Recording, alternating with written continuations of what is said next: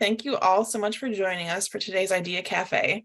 I'm super excited for this one. My name is Brianna. I'm on the professional development team at APGA. So I'm going to turn it over to Maylin Plummer from the Idea Center. Thank you so much, Brianna. My name is Maylin Plummer. My pronouns are she, her. I am director of the IDEA Center for Public Gardens.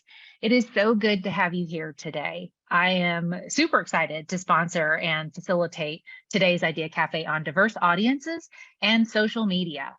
This is in partnership with the association's Idea Committee and, of course, the association. Thank you so much, Brianna, for all your awesomeness and work, and to the Idea Cafe team for your help and wonderful support. We have two members here today with us from the Idea Committee, Nicole Smith and Kat Calloway, in addition to our wonderful special speaker. If this is your first time joining us for an Idea Cafe, welcome. Our goal is to build a community of courageous conversations and create transformation, one conversation at a time. We hope today's topic will be a launching point for further discussion within your organization. Today's topic is super relevant as many organizations step into the wild world of social media. And they do this for many different reasons, expanding visibility and trying to reach new audiences. And y'all, I think, are starting to recognize that it's a really powerful engagement platform. So with that, I'm really excited to introduce our speaker today, Becky Paxton. Becky is a Garden Media Group account executive hailing from the public gardens world, where she raised public awareness, attendance, and philanthropic support for acclaimed U.S. gardens. She's a skilled content creator. I follow her on all platforms. With a decade of external affairs, design, and writing experience, Becky brings a dual lens of creativity and financial stewardship to her work. Her professional roles have spanned institutional fundraising to innovative public programming. She's passionate about crafting solutions that transform projects from spark of an idea to market-ready messages and strategies. She is a graduate of Wellesley College and the Longwood Fellows program, and she holds a certificate in design thinking from IDEO. All right, this means that she's amazing and she does it all, in short. So without further delay, I welcome you, Becky. Thank you so much for being here. Let's dive in. Oh, thank you so much, Maylin. Thank you to all of you, and thank you to the Idea Center and to the APGA for having me today. It is a huge honor to get to talk to you guys. As Maylin mentioned, before I was with Garden Media Group, I spent my career in the public garden world. My very first job when I was 15 years old was at a botanic garden. I knocked on the proverbial door and said, "Are you hiring? I'll do anything." So it's just a huge honor to work with you all this afternoon and to talk about a topic that I love. I know it's a love-hate relationship for some people, but hopefully we're going to have a lot of fun. We're going to learn a lot, and we're going to take some great steps together in learning about social media. So without further ado, I'm going to go ahead and share my screen. All right, and I'm going to play from the start. To my fellow hosts, are you guys able to see my screen okay? Terrific. All right, let's kick it off. Our talk today is called Social Studies. Can't resist a good pun. What you need to know about diverse audiences and social media. The reason that we're weaving together equity work and social media is that I think we're reaching a really wonderful place in the public garden space where we're no longer seeing diversity and equity work in a silo as a thing that maybe we do workshops on sometimes, but really as a true north of our organization and the goal, and just like a compass point, something that should guide all of our actions, whether that's administrative decisions, hiring decisions, public programming, or our marketing and the way that we face the world. And so that makes this a really terrific thing to weave into all of our considerations on social media. We're going to spend a lot of time talking about the nuts and bolts of social media itself, and particularly this massive phenomenon I like to call garden social media, because it's changed a lot in the last few years. Garden social media is big. We at Garden Media Group have been tracking changes in what's been happening with this kind of cloud that we call garden social media since early 2019. It's been important to track since 2019 because we knew that gardens and gardening and public gardens were getting more and more popular over the last decade. And then something happened in 2020. We know it's the pandemic. And something really remarkable happened with gardening, which is that it just absolutely took hold of the hearts and minds of millions and millions and millions of people across the United States. We've seen tens of millions of people come to the hobby. We've seen public garden attendance skyrocket. And so in my work, I have designed a query that we put into place in 2020 that began recording every single post, tweet, and video on social media that mentioned gardens, public gardens, houseplants, cut flower, and a few other clustered terms around that to try to see exactly how many people were talking about gardening. And the results were wild. I am really excited to share those with you guys. A little bit about what we're talking about today. First, when we say garden social media, how many posts are we talking and what do the metrics look like under that umbrella? And then next, we're going to get into what are those saying. This is particularly important as you seek to ensure that your social media efforts represent equity and that they're bringing more and more voices to the table. It's really important to know what the world is saying about gardens and gardening on social media so that you can make sure that your institution is aligned in areas that that's appropriate. Next, we're going to do a really deep dive into how can social media help gardens advance the equity efforts that I know you all are already doing. And then where do we start that conversation? How do we begin? And how do we hopefully do things the right way? And this is a two-way street, everybody. Although I know in presenter mode, it kind of doesn't feel like that, but I really rely on each and every one of you to go into the chat to tell me what you know, to share with the group what you know, because learning happens best when we're learning together. I am not the font of wisdom. I'm in the presenter seat today, but truly you guys are, you're out there, you're doing the work. You are finding huge successes, you're having challenges. And so the real value of a session like this is when we're able to share that with one another. So if something comes to mind as we're going through this conversation, I'd invite you to put that in the chat if that's something that you feel comfortable with, or to save it to the end of this presentation where we'll have a question and answer that won't be recorded so that that's a space that we're holding if you want to have a little bit more, some of those sensitive topics that you may not want to go on public recording. So let's kick it off with a volume check. When we say garden social media has exploded since the pandemic, how many posts are we talking about?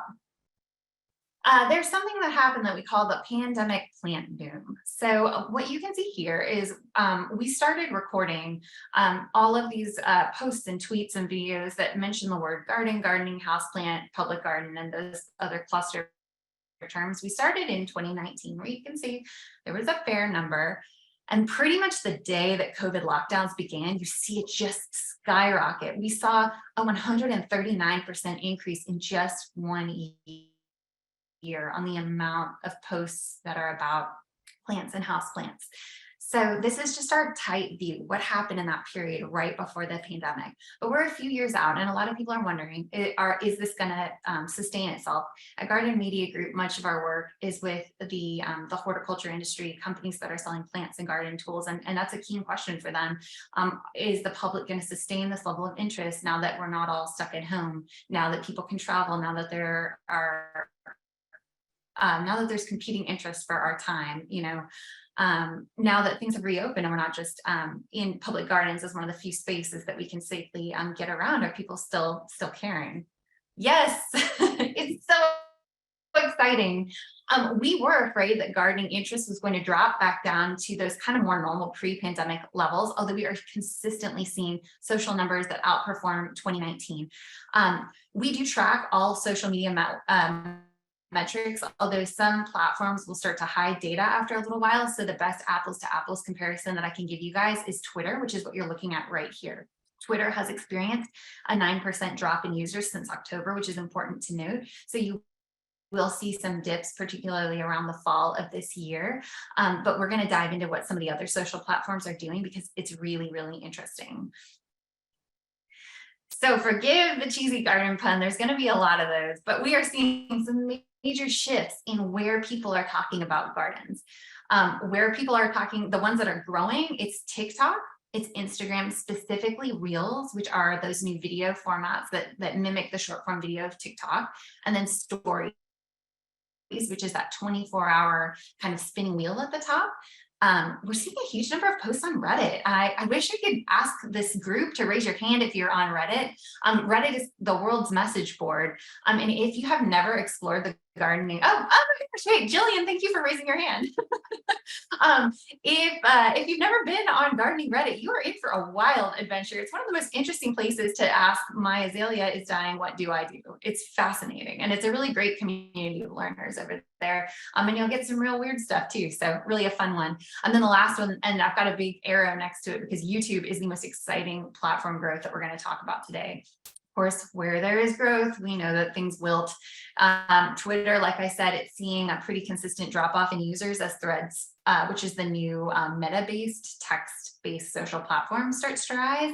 And then likewise, Facebook has kind of muddied the waters a little bit in terms of, are they growing? Are they not growing? However, we've heard anecdotally and likewise, some of the numbers that are being reported are starting to show a consistent year-to-year drop off in the number of users who are active daily on Facebook.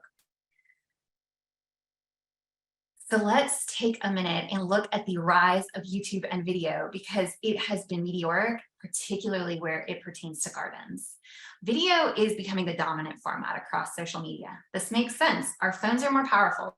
The cameras are better than ever. We have more storage than ever, and our Wi-Fi and upload speeds are a lot faster than they used to be. So we're getting more professional looking videos done by folks with just a basic camera phone.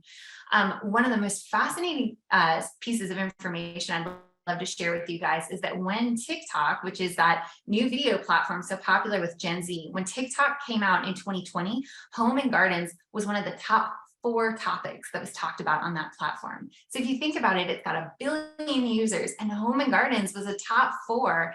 I have some really interesting stats. If you guys have an interest in TikTok, I'd love to share those with you later. I pulled numbers yesterday on how gardens and specific plants are performing on TikTok right now.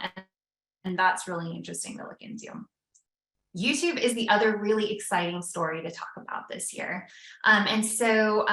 When we look at YouTube, we're looking at 2 different things. We're looking at YouTube with its hat on as a TV channel, and then we're also looking at YouTube as the world's 2nd largest search engine. Can you guys believe that? That blew my mind when I heard that behind Google, the most popular search engine in the world is YouTube. So it stands to reason that as garden people, as plant people, we should really care about who's producing garden content on YouTube and who's searching for garden content on YouTube. And thankfully, it's great news there. In 2021, we had 42,000 videos about gardens and houseplants.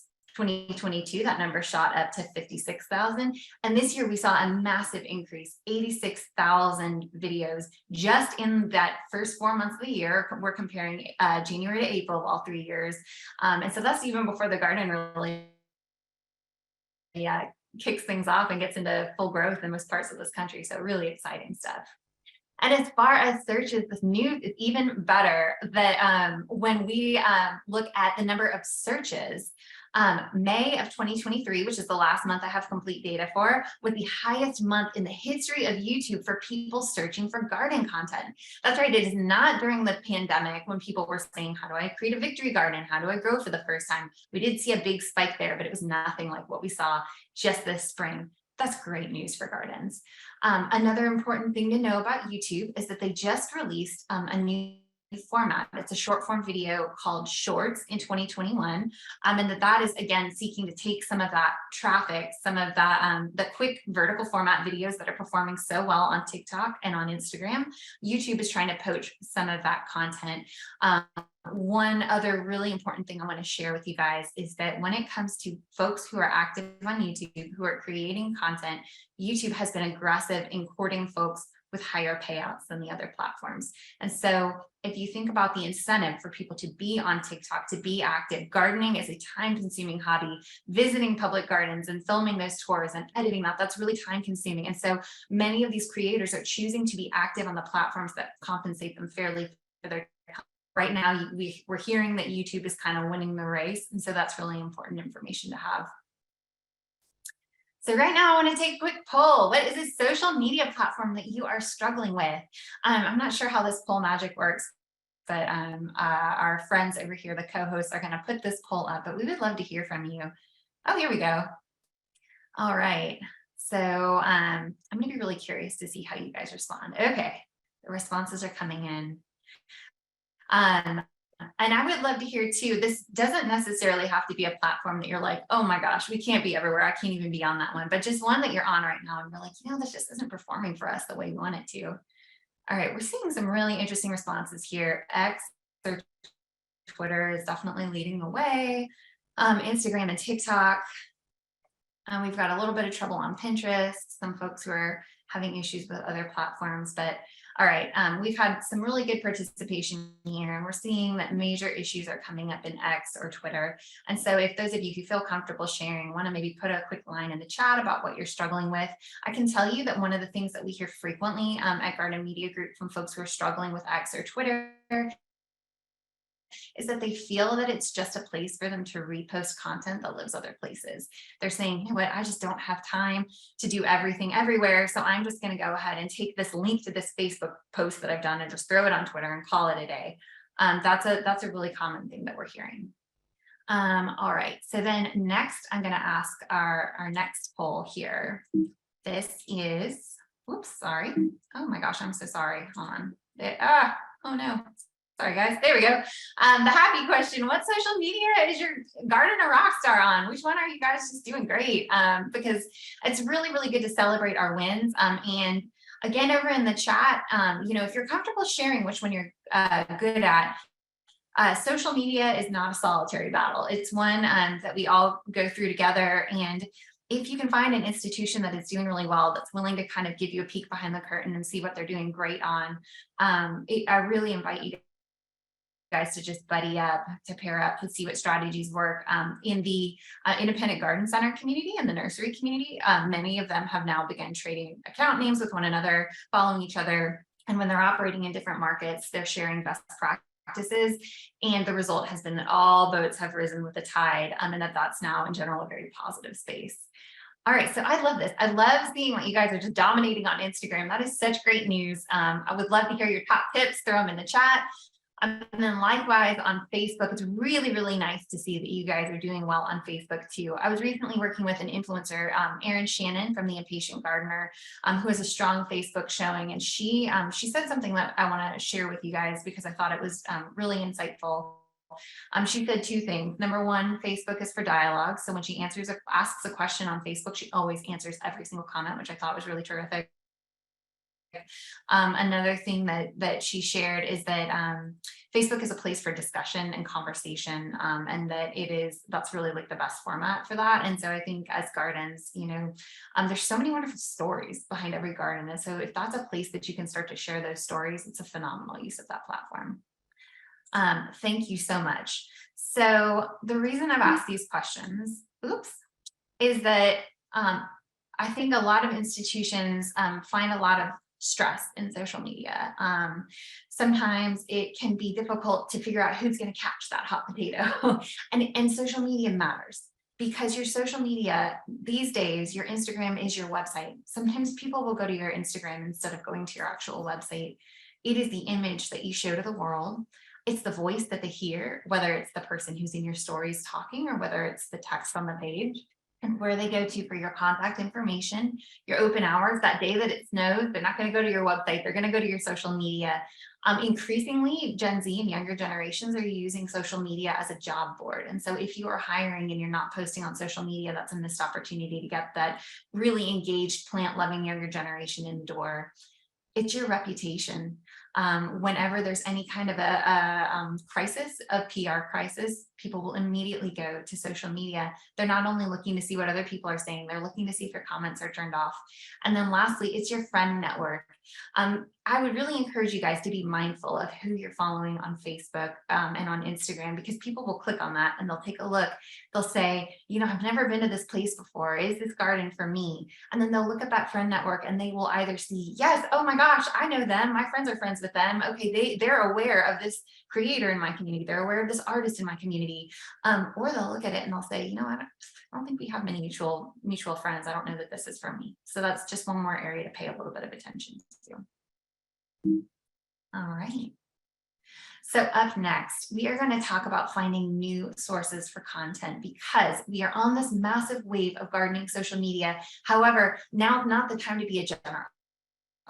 Now is the time to begin to look at this giant tidal wave and begin to see the ripples in there. What specifically is happening right now? Because social media happens in real time. We're going to talk about best practices for platforming fresh voices and perspectives. And then lastly, we're going to tune your channel into the 2023 and 2024 garden trends. All right, so I didn't put a pause in for questions here, but friends on the panel, do you guys have anything that you want to stop and ask? Yeah, I think that what really was a big aha, at least for me in the last kind of few years, and being somebody who is active on social media, it sounds like there's a real shift in thinking about how we use social media, from being kind of like this side thing, like let's show some pictures of the garden, let's show pretty flowers, to being a really important piece of an intentional strategy. When it and it requires, dedicated time, money, resources, right? Staff. So what is your advice to organizations that are really limited in capacity, knowledge, resource, and funding? Is there a way for them to, hone in on or maximize their time and effort with limited resources? Ooh, that is such a good question. It's so tough because what limited resources looks like for one institution looks really different for another. There's some institutions that are absolutely massive, hundreds of acres. They've got many, many different departments and they have got a lot going on. All of those departments are competing for a voice on the same channel. And then you have other institutions that maybe have a little bit, they have maybe fewer programs that they're having to slot into that social schedule, but maybe they have $0 in their social media marketing budget. And so I kind of want to level set and just say that I know that what not having enough looks like may be different for every garden. However, I think there are a few things that you can do that are terrific time savers. There are pieces of free software that I'm happy to share at the end of this talk that we use, or like $2 a month, $3 a month software. I use the Unfold app, I use Video Leap, I use Canva. I work on Etsy sometimes, and I will work with creators there to kind of get us organized. I think that those are really great ways to minimize the amount of work that you have. I'm a big fan of templating and planning in advance. You can even, I have heard, although I've never done this, that ChatGPT actually does a really decent editorial calendar. So that some of those little tips are great ways to kind of get that in there. I would also encourage too, if you view social media as an educational platform and an important venue and vehicle for that work, there may be in your area certain more visionary funders who would be willing to consider that as part of a grant budget, as part of your outward facing initiatives, particularly, and we'll talk about this when we look at social media as a way in which certain visitors who might not otherwise be able to visit the garden can access important content that you have that could be enriching and supporting of the community. So that is, I think, just a few ideas that come to that. Again, knowing that not enough or scarcity does look different in different settings. Thank you, Becky. I know it's a challenge. Were there any quick questions or around the first section, either Kat or Nicole, from either the chat or from Q&A? No? Good. All right. And then on we roll. All right. That sounds great. All right, so who's in the chat and why it matters. This portion of the talk came in part from a series or a discussion that Maylin Plummer, who's here moderating, and Yvonne Garcia Bardwell from the Denver Botanic Gardens did. So I cannot, and I will not take full credit for some of the better takeaways in here, which are definitely their idea. But I am very happy to be able to walk through this material with you guys today. Because I think this is really important. And I think that there's some really wonderful things that we can explore together. When we look at who is currently involved in the social media discourse around gardens and who's leading that thought work. because it's really interesting. I want to start with a question. When you are in your garden, have you ever heard, or maybe you've said, quote, "We would love to have more diverse visitors, but they're having trouble finding us." Another thing I've heard is, "Our goal is to inspire diverse communities to develop a love of plants." And then another one that the three of us have heard at times is, "Plant blindness is a major issue among underserved communities." So we want to kind of just question those statements by saying many times these diverse audiences already know and love plants. However, those folks just aren't in the room. And sometimes the way that they know plants and that kind of familiarity and that wisdom and that knowledge may not look like the way that we public gardens know plants. There are among many gardens, I think one thing that many gardens express is that much of the leadership of their gardens are white. You have many like heterosexual people in positions of leadership, few people who experience our disabilities, whether those are limited mobility, whether those folks are on the autism spectrum. Those are communities that don't tend to be represented as much in the leadership and the staff of public gardens in the United States. And likewise, many gardens are challenged in terms of visitation with those audiences as well. And so it's really, really important that we begin to hear those phrases that often we say and we repeat, like, "We would love for these communities to love plants the way that we do." And can I stop and hear what we're saying there, which is this assumption that we love plants and they don't, that we love plants, so that we know plants and that they don't know plants.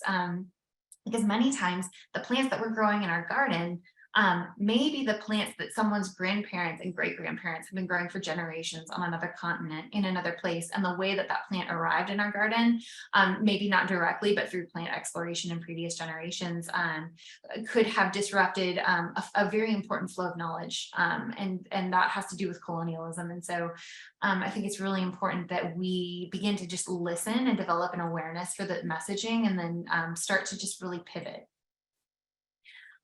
When we say that we are bringing plants or bringing gardens to quote unquote marginalized community, we tend to have a certain image in our mind of what a marginalized community looks like and what that relationship with plants, or a perceived lack thereof on our part as a garden, may look like. However, that, again, as we've said, that's not an accurate image, and that's something that we need to actively question, we need to actively challenge in our own perception.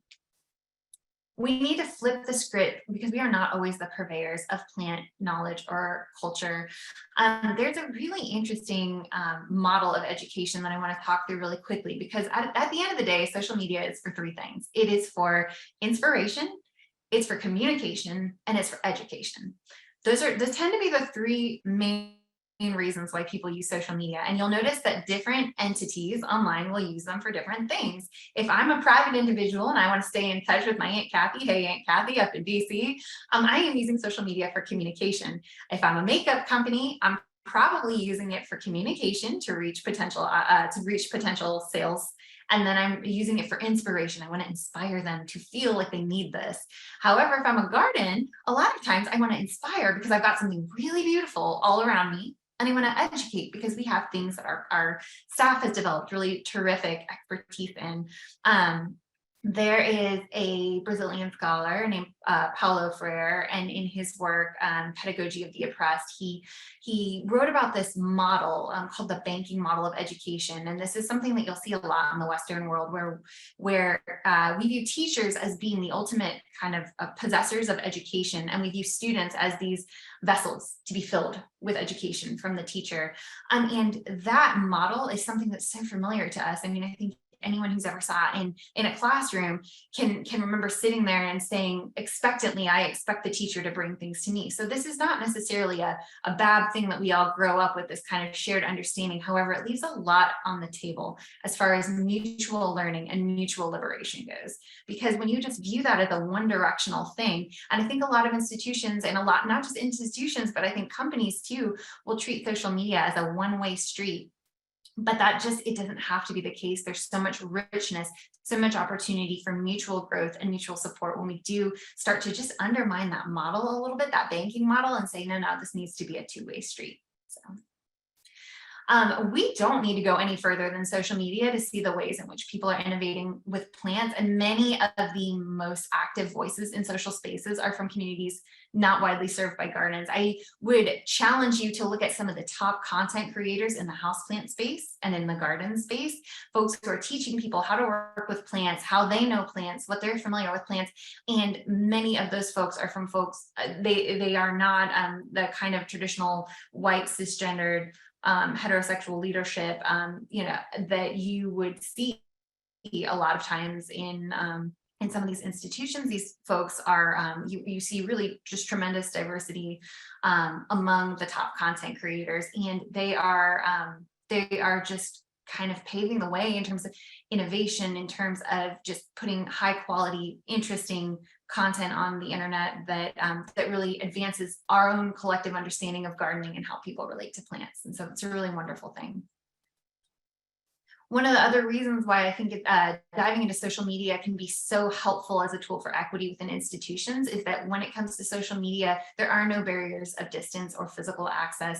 Most recent statistic we've read is that 98% of Americans have access to social media in some form. Social media apps are free. They just simply leverage existing technology. And we are starting to see widespread usage across demographics. Social media used to sort of look like a bell curve where you had wide usage in middle ages, like maybe ages 15 to 65. And that bell curve is starting to flatten out, where we're seeing younger and younger audiences getting on social, and then more elderly audiences getting on social media as well. And so it really is becoming a platform for many, many people. And so that makes it a great way to expand your message, get your message out there. And then if there are those barriers to accessing your institution, to recognizing that social media can be a terrific way to get beyond those barriers.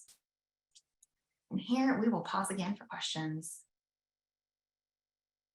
So, I love that you kind of are bringing some truths in that perhaps are sometimes out of our bubble and out of our perception. And I think that's really amazing. So as organizations that sometimes struggle with representation in our staff or volunteers or even visitorship, how do we avoid virtue signaling? Posting a picture of the one, person of color or the gay couple or lesbian couple, right? Like, how do we, avoid kind of those pitfalls, but really speak from either a place of authenticity? Like how do we do that? What are some no-nos? Sure. That's a great question. And I pulled this book because I think this is a really good reference. It's called Elite Capture. And it's How the Powerful Took Over Identity, Politics, and Everything Else by the scholar Olufemi Taiwo. And it is he writes in this book a couple of really, I think, great points to what you're speaking about, that these days it's really popular to say things like, we're centering people of color. We are platforming people of color on our platform. However, that work is important, but that work is secondary to issues of safety, to issues of financial security. If you're not doing the actual tangible work in that way, then whatever I think he says, whatever the academic parlance of the day is of secondary importance to doing the real work in the real actual world. And so virtue signaling, I think it means something different to every person. Perhaps to me, it means putting your mouth where your money is not. I don't know if that makes sense, but I think that it says to me that there's, it also suggests a kind of ephemeral presence. I think we all know that, I know as a lesbian, I'm acutely aware during Pride Month of all of the companies that suddenly love me. And then in July, they're like, bye. And that feels terrible. It feels terrible to be on the receiving end of that. And I think it probably feels like that for so many communities. I'm sure at the end of Black History Month, everybody, the companies are all like, well, that's it, see ya. And that is the definition of lip service online. And it's when when an organization fails to do the kind of enduring work and the work throughout the year. And then also, I think the last thing I'll say here is when it comes to virtue signaling, so much of what you do should be offline, should not be shared with other people. The most important work that you do a lot of times can be done quietly. Sometimes the most important work that we do for equity is the work that no one sees. If you are out there putting in a curb cut because one visitor in a wheelchair said that they couldn't access your institution, maybe that's not something that becomes a social media post and the subject of your next YouTube video. Maybe that's one thing that makes one difference to a person, and it makes an incredible difference to that person. And so that's real work right there. Thank you, Becky. And there was a comment I really love from Brian Holly in the chat saying, need to be careful with labels. He's 73, but definitely not elderly. So I think that this crosses the racial, it's gender, it's generational. I love that. There was something. Thank you for sharing that. Yeah, that's so important. I think oftentimes we can also ask, like, how do you see yourself, right? It was really interesting. I went to recently an Indigenous engagement workshop, and they talked about the 5 R's. And I feel like this is just a great time to just share this with others when they talked about in engagement planning. And they look at the 4 principles of that being these 5 R's: responsibility, relevance, reciprocity, relationality, and resources. And each of those are coming from a place where you're thinking about, we're responsible for the content and character of our relationships, and we honor and we meet those commitments. We're continuously working on building collective relevance. Our work will be considered in relation to Indigenous priorities as well as our own, right? That's like really understanding what the priorities of the communities that you're really connecting with. Reciprocity, I think we've been talking about this for a while, but it's ensuring that we're always bringing value to those that we are working with. The relationality, I love this because it's really thinking about mutually beneficial actions and work and monetarily. And that is where we go into resources, right? We're committing financial support to this work and relationship. And I think you're going to get into a little bit more of that in the social media realm and in some of the next sections. So there's a comment or question here. I think I'm just going to raise this up, and I don't know who have other thoughts around this. I don't know, Kat or Nicole, did you want to mention them or bring them up? I was going to bring up Natch's, if I'm pronouncing that name right, sorry if I'm not, comment, but that's not a question. So let me read that comment, and then Kat, if you want to read the question after that. Because I really like Natch, and again, I hope I'm saying your name correctly. As someone who aligns with some of these communities, I have found that the major platforms using posting to elevate certain communities is an empty advocacy, especially as the safety of many of these groups relies on the appearance of public acceptance. I think as long as these entities behind these posts are willing to do the hard work to actually ensure the inclusion and safety of these groups, even at the cost of possible reactionary outrage. Yeah. That is a great comment. And I think what's so important at the heart of that is that there's a lot of bravery and there's some risk. That doing this work in a real and true and meaningful way means to do some things that might threaten or undercut longstanding power structures. I think I think that the belief that doing this work is quote unquote safe, it's a false one, because I think that institutions need to be brave in this instance, because you're asking other people to be brave. You're asking those communities who are not represented by you. You're saying, we want to represent you. We want to stand with you in your struggle. Well, what that feels like is discomfort. What that feels like is a challenge. So thank you. That's a wonderful, wonderful comment. The other comment that Nicole brought up is that of Daniel.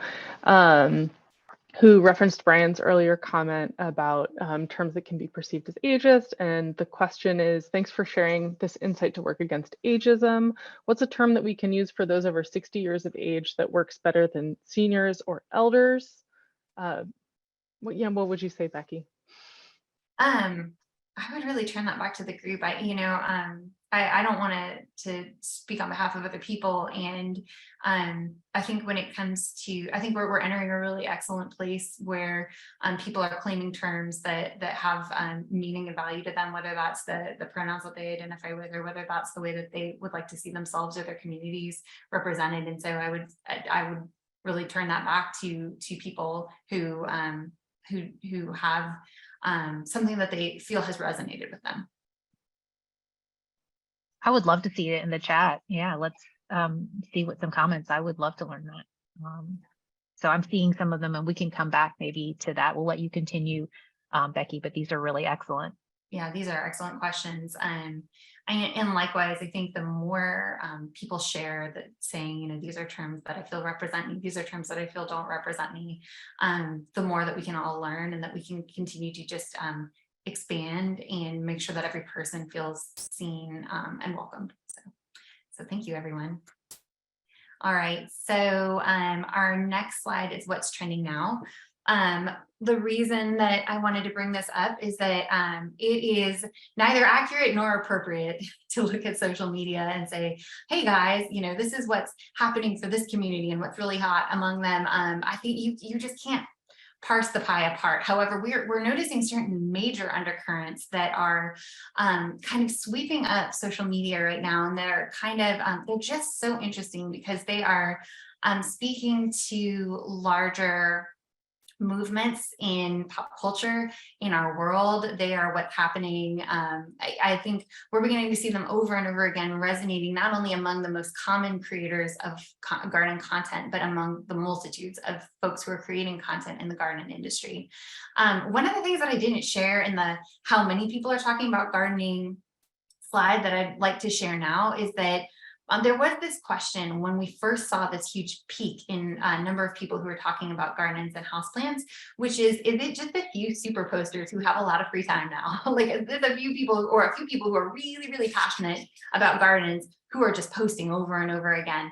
And the answer is no, that we are tracking the number of unique posters, like brand new folks who are posting about gardens and houseplants, and that number is higher than it has ever been. The ratio of number of posts to person is lower than it's ever been. And that's why studying trends is so interesting to me, because now we're in this place where we can say there are so many more people who are talking about plants on the internet than ever have been before. What are they saying? What are we seeing over and over again? And so with that, there are so many ways that we could get into that, but these are two that I found really interesting that I wanted to share with you guys right now. So the first one, I'm going to tease it a little bit because I just think this is so fascinating.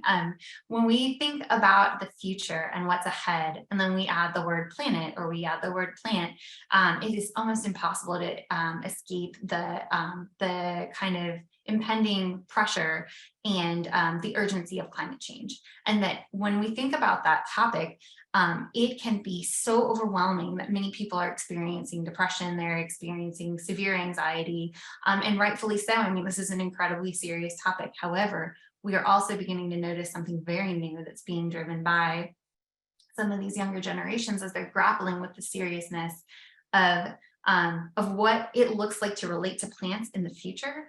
And that is, oops, sorry, the slide doesn't really fit where we're at right now. So I'm just gonna keep it pushing to hoarding futurism. This is a really, really fascinating trend that emerged this year. I didn't see it coming, but it is incredible. What's basically happening is some of these younger generations, I think I'm particularly seeing this among Gen Z and then some millennials, is this vision of the future in electric neon and chock full of plants. It is fascinating. So gone are the days of the Jetsons when everything is super clean and streamlined and you could, run your finger over that metal gray wall and get no dust. That is not what the future looks like to these younger generations. One of the ways in which we're seeing this play out in pop culture is through science fiction. I always love to look at Star Trek because I think Sarah Cathcart from Longwood Gardens said that Star Trek has an unusually good track record of predicting the future. And I'm not saying we're all going to travel by mushroom spores in the future, but I'm not saying that either. So that's, I included a picture here because plants, well, I should say fungi are central to the latest iteration of Star Trek. Likewise, the success of Matt Damon's The Martian a few years ago, many of the sci-fi shows that are coming out right now are actually keenly interested in what do plants look like in the future and how do plants sustain life. We are also in the middle of having this conversation about plants and neon colors and the kind of vibrance of the future. We are having a sort of spike in science fiction in general, which is really interesting. China, which is the world's largest media market, it typically precedes the United States in terms of content trends by about a year to 2 years. They saw a 50% increase in the number of science fiction films and movies that came out this year. So this is really one to watch. I'm including a quote here from a brilliant garden scholar, Tracy Chu, who I know many of you know. She and I had a great conversation about hortifuturism and why this seems to be such a moment right now. And we were talking about the cleanliness of spaceships. And she said a minimalist, clean-cut future is actually agonizing to maintain, inexpensive. And as a historian, she said, we always view the past in black and white as though there was no color back then. And interestingly, when our culture viewed the future and viewed science fiction in the past, we really sort of photocopied that and made all of our spaceships were gray and space was dark and there was no color and vibrancy. And she pointed out so rightfully that that's a construct, and it's a false construct, that this kind of vibrance and life existed in both places. A really interesting thing to note is that this year, there were 3 best-selling books that came out about robots. And in all of the books, the robots go to live with nature. So that's something really, really interesting to kind of toy around with and to ask ourselves, why are we having this convergence of nature-loving and nature-dwelling robots? It's a really interesting moment in the culture. A lot of this movement of hortifuturism, Tracy points out, and this is true, it's driven in part by the grassroots voices, platforms, and creative work of creators of color and the LGBTQ+ community. And so what these communities are, through these creative works, really pulling us to do is to contemplate this really energized vision of the future that deeply questions and expands our understanding of what humans and nature relationship could look like in the future. A few of the photographs that I've pulled here, there's really interesting visual work being done in this space. There's a studio called Team Lab out of Japan. That's the second picture you can see here. They're creating these really dazzling immersive spaces, both in indoor landscapes and also in botanic gardens, where folks are sort of physically surrounded by plants, and it's seen as this space out of time that's really interesting. Of course, we've got Gardens by the Bay in Singapore, which to me has always had just a really fascinating melding of technology and nature. And then last, the Astrolumina exhibit at South Coast Botanic Garden, I think is really beautiful, and that's one that's traversing the country, and it's really interesting. A lot of times that when we think about botanic gardens at night, we think about holiday light shows, which are fabulous and we love them. And this is a new expansion of that world. And it's something that says, you know what, we can actually use the garden as a platform for light, for highlighting the architecture of plants in a way that feels really, really new and exciting. These are a few other gardens and exhibits that I think they're not, some of them are not from this year, but I think that they've kind of been catching on to this, the sort of sentiment and the visual language of this trend. And I've got like New York Botanic Garden and Longwood Gardens, Bruce Monroe exhibit, which tours several institutions, and then the conservatory in Shanghai, that just really fascinating. So that is hortifuturism. And I just think it's fascinating. It's the one to watch. And so that's one at Gardner Media Group we're particularly excited about, because it is just in a conversation about the future that can feel just so heavy sometimes. And it is, this is just, it feels free in a way that's really wonderful. The next trend I want to speak to, this is one I want to really thank April Lee of Conquer the Soil for sharing this exhibit and these images with me. She was a collaborator.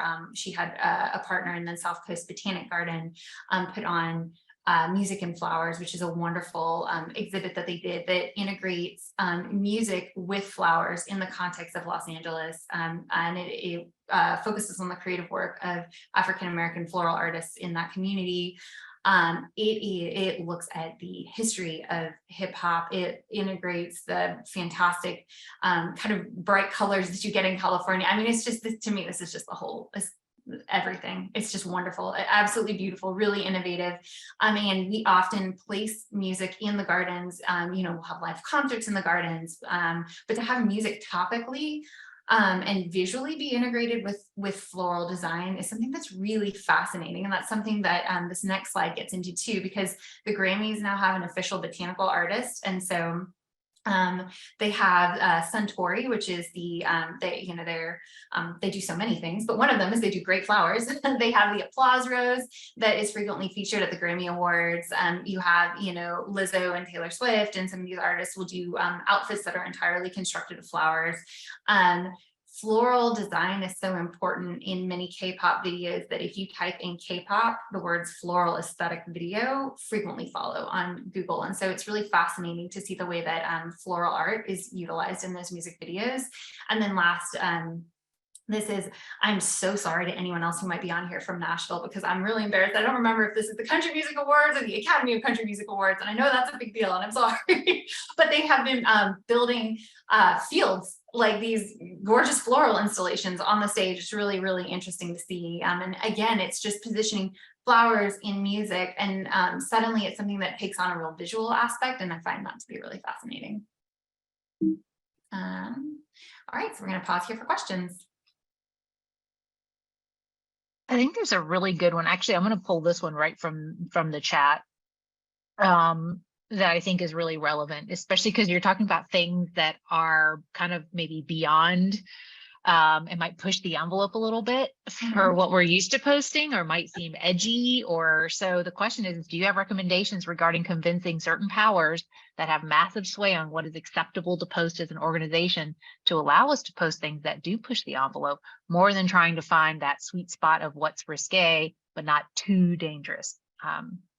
That makes total sense to me. I mean, I'm assuming like a lot of folks might have some of this frustration, especially when you have younger staff that are maybe at the helm of social media who want to push that envelope.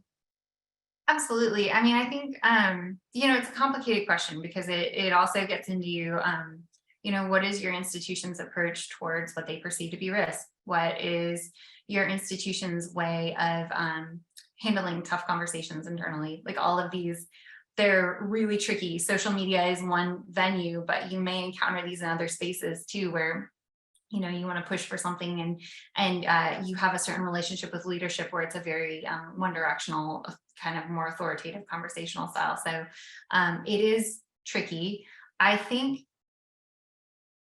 there's before you do anything on social media, I would just say a fair amount of soul searching is in order. Not every topic is for every institution. Not every topic is relevant to every institution. If your institution wants to talk about something that has really no bearing on your mission, it has no bearing in your community, if you haven't done deep research in your area and found ties there, it may not, like country music stages covered in flowers may not be for you. But I think one of the ways in which we often sell ourselves short as institutions is not scratching a little bit beneath the surface and saying, actually some of this stuff really is a deep part of our community. This is something that we haven't really looked into, that we haven't really acknowledged is a part of our community. These are, maybe this is a community, if there's maybe an issue that you've been a little bit reticent to take a position on because you're saying, oh, that doesn't really involve us. Maybe I would encourage you just to do a little bit of research. It's pretty surprising how much history has kind of been skated over in the past 10, 15, 20 years. And some of that has been done intentionally, to divide. And so I would say, do a little bit of research and see what's really going on in your community, what's really the past. Like Maylin, I think even in Denver, you were saying that there's been a lot of hidden history, as it were.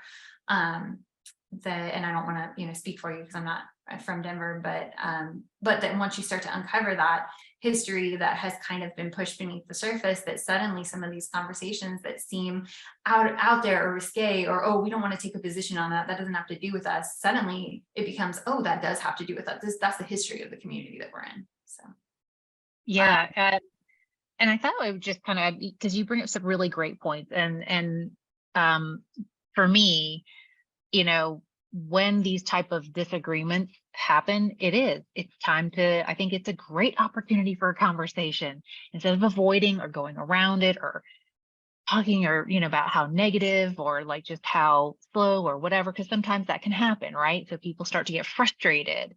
Yeah. It's an opportunity to have a conversation. I love this because in one of our instructors in the cohort program, Dr. Thomas Rashad Easley, he's a musician, a hip hop artist, and I love what he says.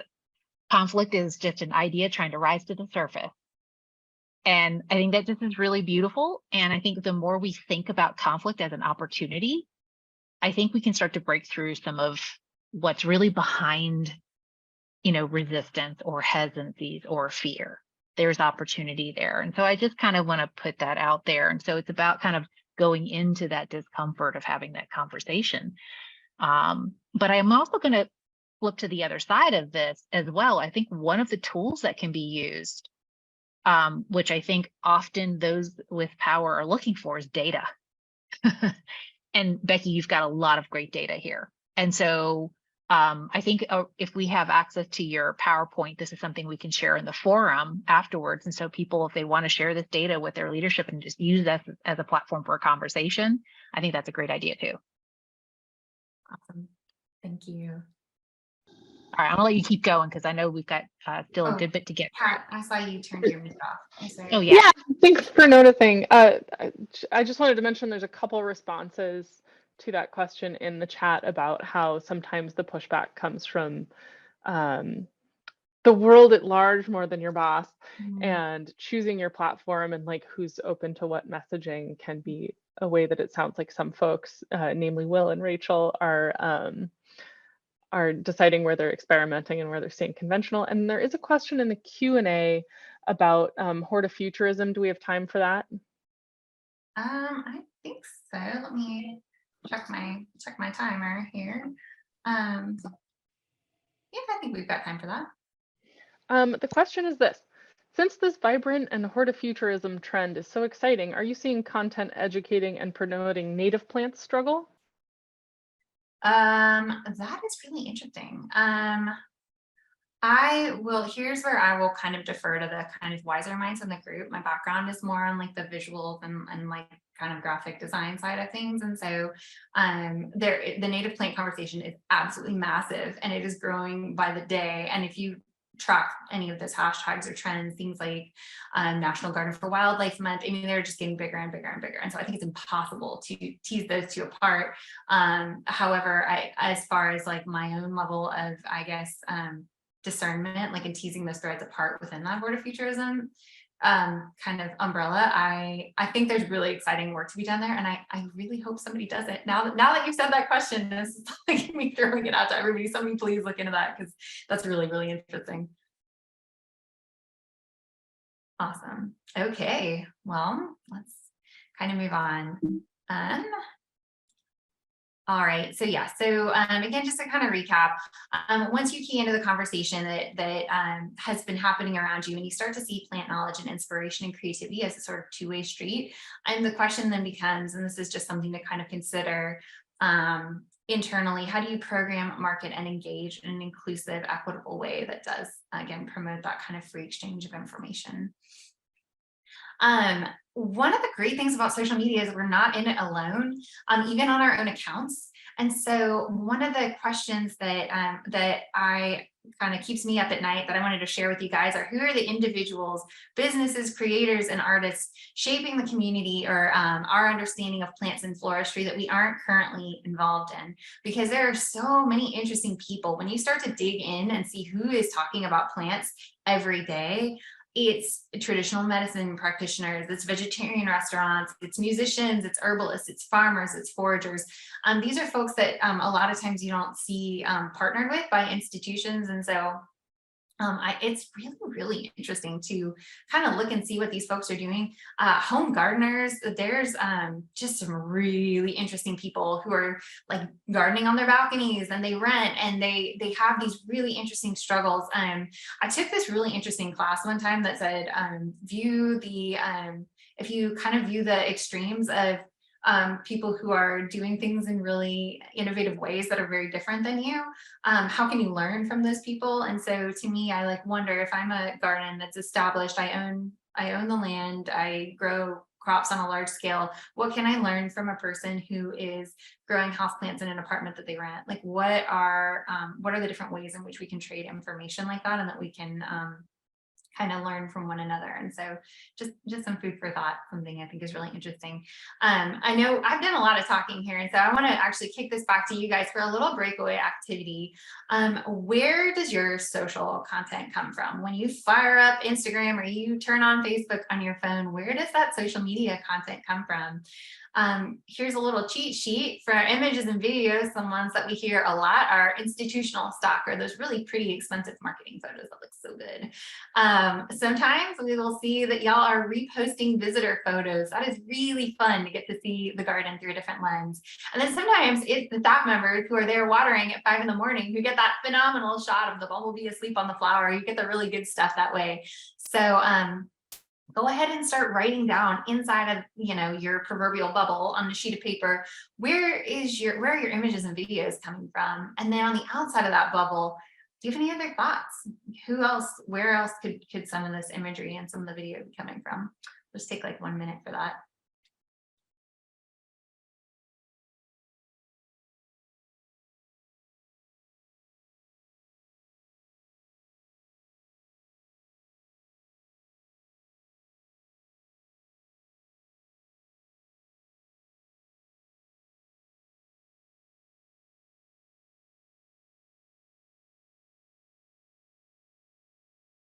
All right, let's get into our next bubble, voice and viewpoint. This is who is the actual voice. Maybe in your stories, it's a person who's talking. Maybe in the text, it's whoever's writing the language out. We had 2 people one time working on the same account, and one person loved emojis, and the other person, it was me, was really scared to use emojis. And I was like, oh, this feels so unprofessional. I can't, years of grant writing have just made it feel prohibited. The emojis won the day. They did great. And so this is just kind of a silly example, but who is the voice and the viewpoint behind the keyboard?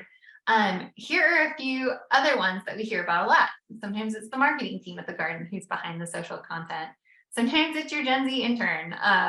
Sometimes we'll see gardens doing an influencer takeover. We love to see it.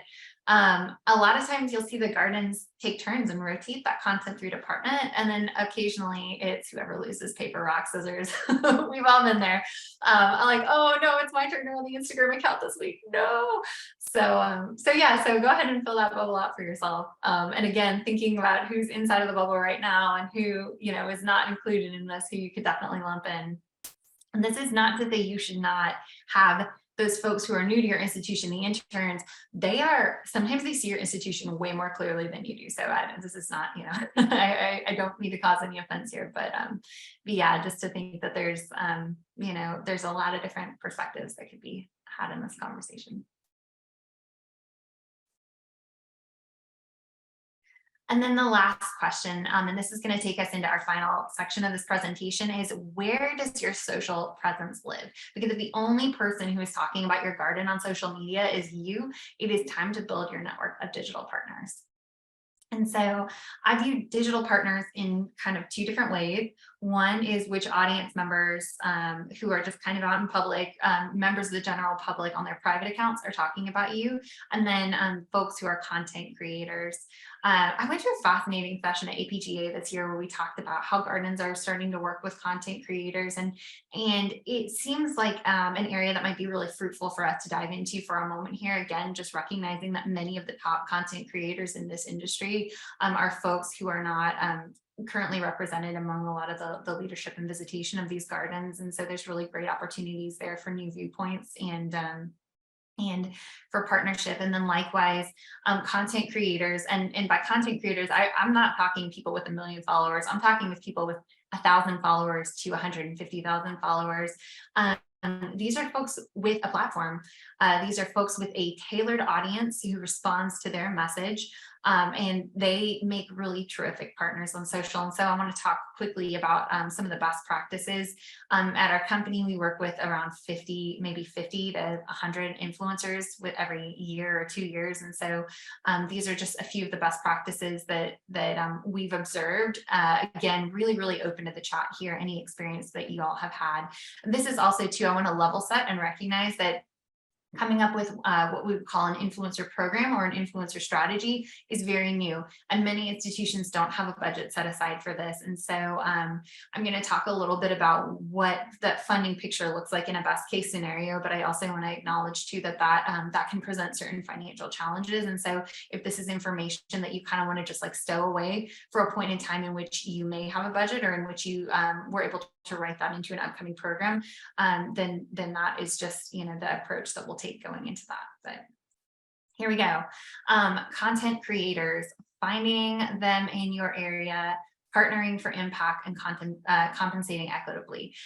This whole section comes from some conversations that I've had with friends in the public garden industry. Hey, how do I find content creators in my small town, in my city? How do we make sure that when they do put content on behalf of our garden, that it actually reflects our messaging and it says what we want it to say and that it's factually accurate? Do we have any control over that? And so to that, I would say sometimes you do, and sometimes you don't. And this is kind of how to help you navigate those conversations.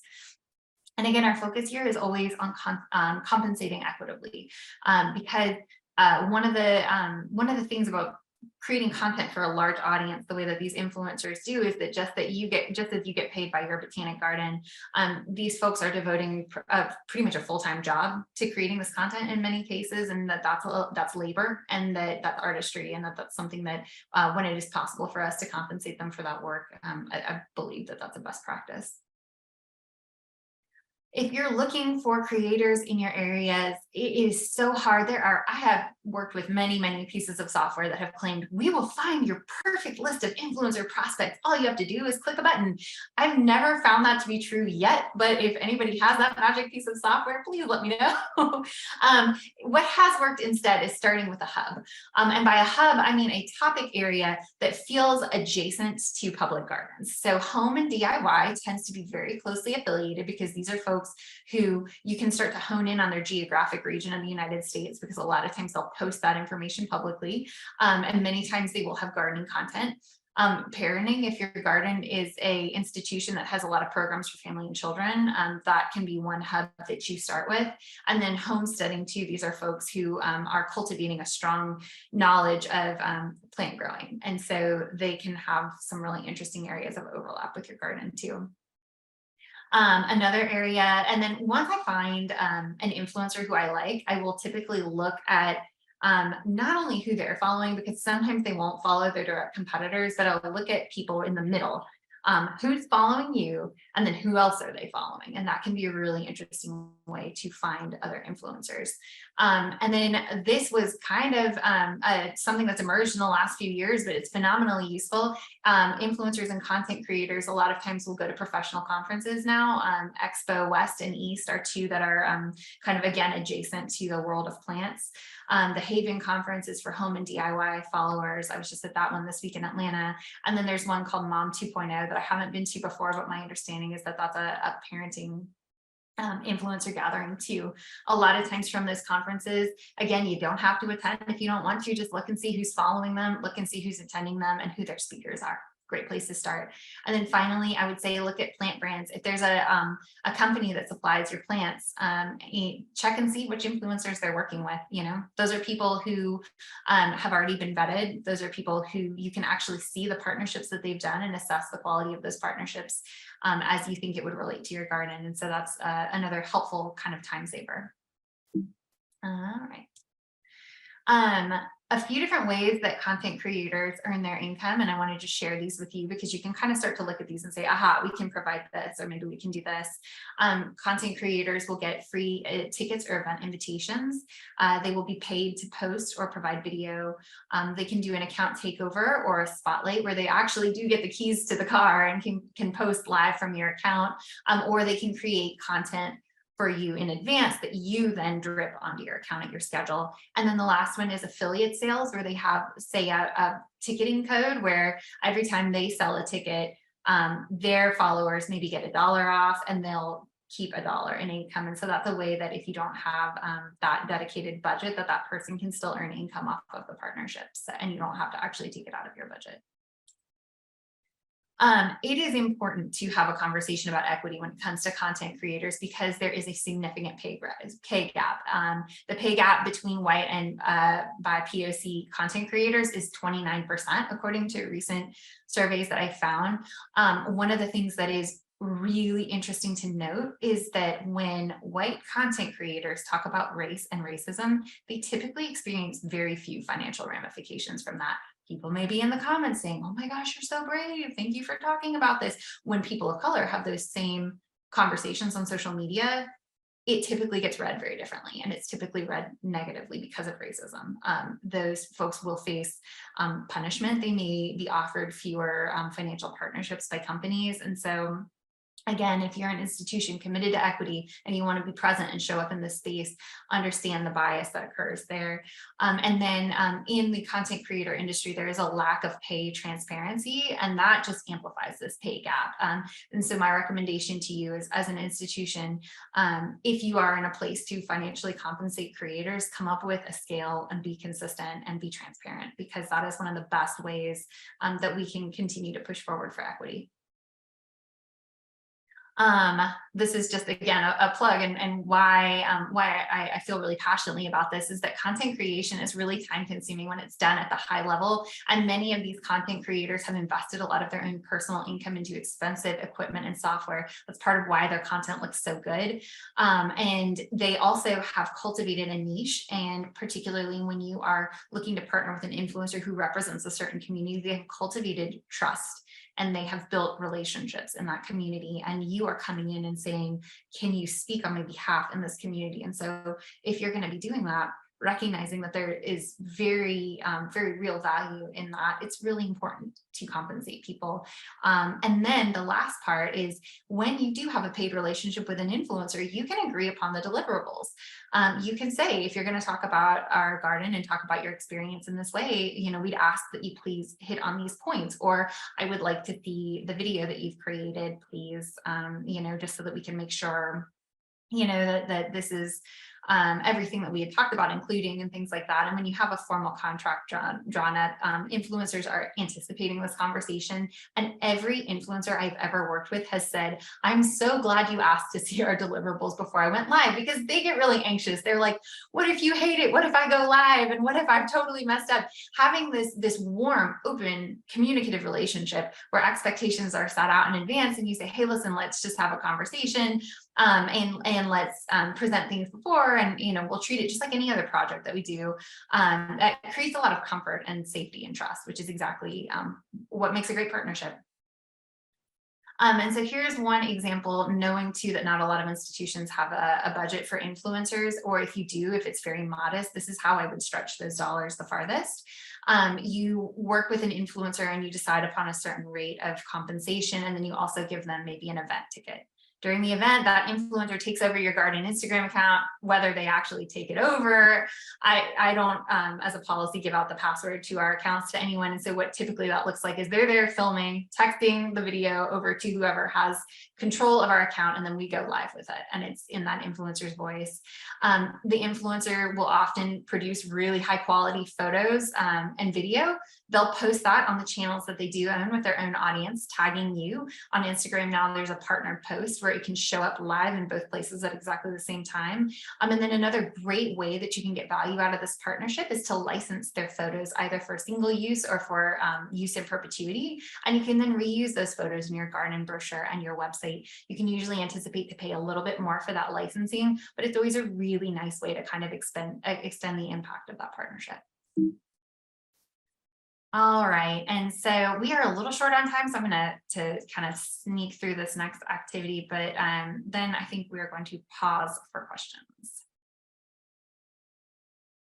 There's a lot of content here. You have done such an extraordinary job of making this, I think, a really well-rounded conversation and really thorough. I want to open it up to just allow people to have questions for you. Did you have anything else as far as additional slides before we transition to that? Oh my gosh, that's such a good question. Let me check. Best practices, which we kind of went through, and then thank you. Okay. Well done. Yes, thank you. I do want to allot that time, but what we also want to do is, because we know that sometimes social media can be a sensitive topic, what we'll ask is that we stop recording at this point, and then we'll allow folks just to ask questions directly to Becky or to this group. And so just know that this is a safe space, but also want to promote an ethical space for this conversation. So let's go ahead and move forward with that. So what questions do you have? I'm just going to give it a pause real quick so that Brianna can stop recording.